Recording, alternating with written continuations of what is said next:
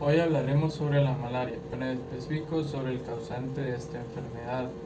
Plasmodium spp es un género de protozoos parásitos del filo Apicomplexa, que son los causantes de la malaria, una enfermedad infecciosa transmitida por la picadura de mosquitos del género Anopheles. El ciclo de vida de los parásitos de Plasmodium incluye varias fases, tanto en el mosquito como en el ser humano. Podemos encontrar diferentes especies de Plasmodium que causan malaria. Tenemos Plasmodium falciparum, la especie más peligrosa responsable de la forma grave de la malaria cerebral y fallo orgánico. Tenemos Plasmodium vivax, común en zonas no tropicales. Causa una forma más benigna de malaria, pero puede generar recaídas debido a la presencia de formas latentes en el hígado. Plasmodium ovale, similar a Plasmodium vivax, pero menos común. Plasmodium malariae, menos frecuente. Generalmente causa una forma más leve y crónica de la malaria. Plasmodium knowlesi, encontrado en algunas zonas de Asia, infecta principalmente a primates, pero también puede afectar a los humanos. La morfología de los parásitos de Plasmodium tiene un ciclo complejo que incluye fases en el cuerpo humano y en el mosquito vector. En su fase esporozoito, el parásito es infectante para el ser humano y se introduce en el cuerpo humano a través de la picadura del mosquito infectado. El ciclo de vida del Plasmodium en los humanos incluye dos fases principales. Exoeritrocítica, el parásito entra al hígado y se multiplica allí creando merozoitos. Y eritrocítica, los merozoitos invaden los glóbulos rojos donde se multiplican y destruyen los glóbulos rojos, liberando más parásitos que infectan a otros glóbulos. Bueno, yo les voy a hablar sobre el ciclo de vida del Plasmodium. En este es un tema un poco complejo porque hay varios factores que en este caso serían los dos principales operadores, que serían el mosquito y el ser humano. En este caso el mosquito Anopheles y el ser humano se dividen en tres fases principales: el ciclo esporogónico en el mosquito, y el ciclo exoeritrocito en el hígado humano, y el ciclo eritrocítico en los glóbulos rojos del ser humano. Vamos a ir con un poco de detalles de cada uno. Iniciaremos con el ciclo esporogónico, como se muestra aquí, que sería en el mosquito, sería su fase sexual, donde el ciclo comienza cuando un mosquito hembra pica a una persona infectada, en este caso aquí inicia el ciclo, y succiona sangre que contiene gametocitos, que son las formas sexuales del parásito. Inicia con la gametogénesis, que es inicia por acá. En el intestino del mosquito, los gametocitos se diferencian en gametos masculinos y femeninos.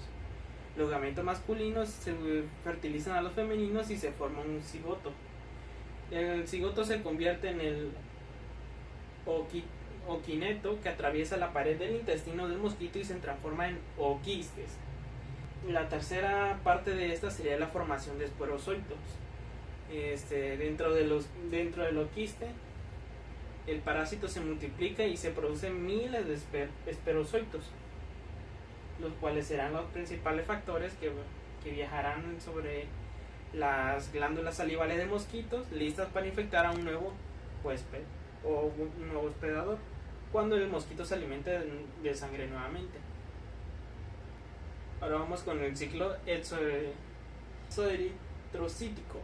Cuando el mosquito infectado pica a una persona sana, inyecta los esperozoitos en la piel, como se muestra en la imagen posterior aquí. Estos entran en el torrente sanguíneo y viajan hasta el hígado, donde inicia la primera invasión hepática, que sería la contaminación de las células hepáticas, es decir, los glóbulos de sangre del hígado. Y luego inicia la segunda fase, que es la multiplicación en el hígado, como se muestra en la parte de aquí, donde ya están completamente infectadas las células hepáticas. Se transforman en trofozoitos y luego en esquizontes hepáticos, que producen miles de merozoitos, como se muestra en la imagen posterior aquí. En algunas especies como el Plastium vivax o el Plastium o perel, permanecen a veces heminozoitos, es decir, que se mantienen inactivos y después de un cierto tiempo se vuelven a activar. Luego vamos con la liberación de hemozoitos, donde salen del hígado y entran en la sangre, iniciando la fase eritrocítica, que sería la parte de la ruptura de esquizonte. Ahora vamos con el ciclo eritrocítico en el humano, que sería la fase sintomática.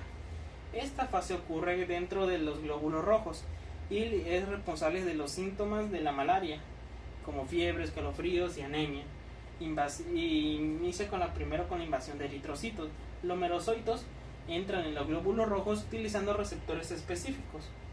Se desarrollan en el eritrocito, primero adoptando una forma de anillo, como se muestra en la imagen posterior de aquí.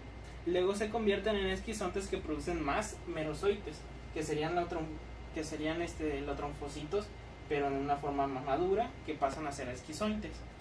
Y luego ocurre la ruptura de esquizontes, que se liberan en el torrente sanguíneo, listo para infectar más glóbulos rojos.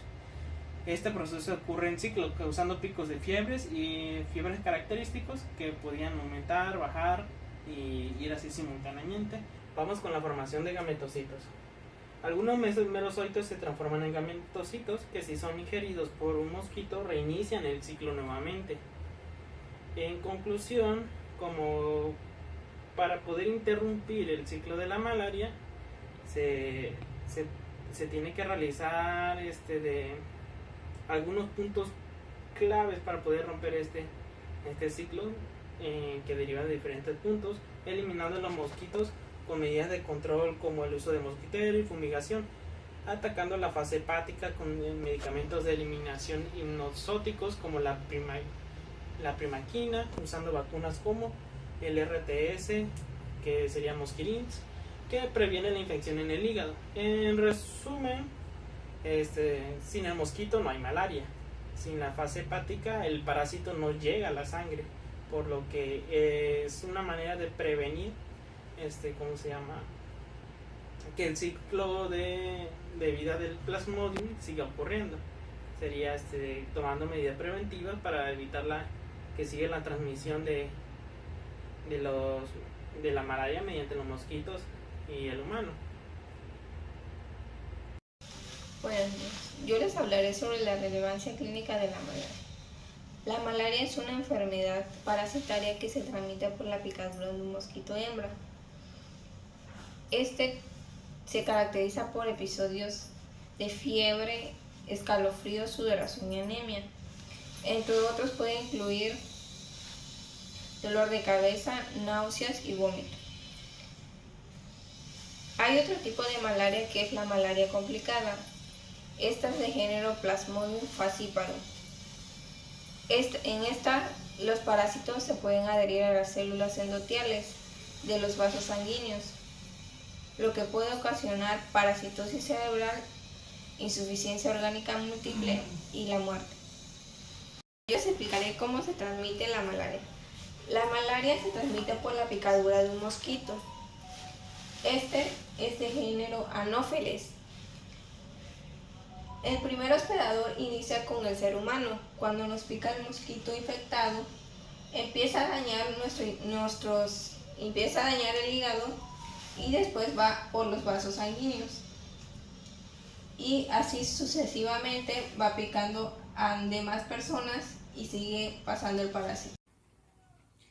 Bueno, yo les voy a hablar sobre el Plasmodium SPP en cuestión a su prevención. Pues como tal, el Plasmodium es el parásito causante de la malaria. En cuestión a prevención se basa en diversas estrategias que busca pues como tal disminuir el riesgo de infección. Principalmente se busca disminuirlo desde el control de los mosquitos vectores. Los mosquitos vectores pues son los mosquitos que transmiten esta enfermedad. Uno de los puntos de prevención es el uso de mosquiteros tratados con insecticidas. Dormir bajo un mosquitero tratado con insecticida pues es uno de los puntos de prevención más eficientes, dado que nos ayudan a evitar que los mosquitos piquen durante lo que es la noche.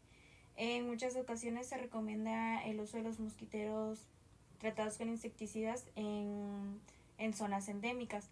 De igual forma se recomienda el uso de repelente de insectos. Se recomienda utilizarlo en lo que es la piel y la ropa para evitar lo que es la picadura del mosquito. De igual forma se recomienda hacer el uso del repelente en cuestión a horas picos o en zonas de alto riesgo donde se propague con más frecuencia lo que es la malaria. De igual forma el control de mosquitos. Este se basa en lo que es la fumigación y el uso de herbicidas. En áreas donde los mosquitos se reproducen, los mosquitos pues normalmente se reproducen en zonas húmedas, en zonas que contengan agua. Por ejemplo, en charcos de agua estancada o en otro tipo de ejemplo, en recipientes que tengamos en nuestro hogar con agua. Pues como tal son medidas importantes para reducir la población de mosquitos. Otro de los puntos de prevención es el uso de ropa protectora. En cuestión a la ropa, pues como tal se recomienda hacer uso de camisas manga largas y pantalones largos cuando se encuentren en áreas donde haya alto riesgo de malaria. Otra de las medidas de prevención es el tratamiento preventivo. En algunas regiones se puede administrar tratamiento preventivo como la profilaxis con medicamentos antipalúdicos, pues como tal especialmente para disminuir el impacto de la enfermedad.